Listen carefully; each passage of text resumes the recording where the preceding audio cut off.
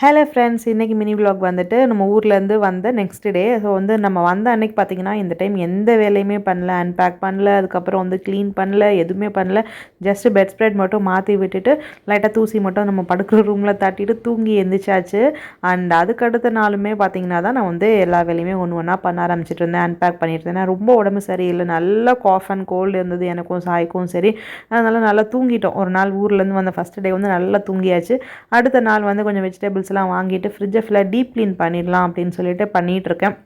So நம்ம பாடிக்கு rest தேவை அப்படின்னால நம்ம கண்டிப்பாக கொடுத்தா மட்டும்தான் இல்லை நம்மளால் ஒரு நாள் 2 நாளில் எந்திரிக்க முடியும். இல்லைனா வந்துட்டு அப்படியே அந்த டயர்ட்னஸோடு நம்ம வேலை பார்த்தோம்னா அது இன்னும் நம்மளோட டயர்ட் வந்து இன்னும் அதிகமாகிட்டே இருக்கும்.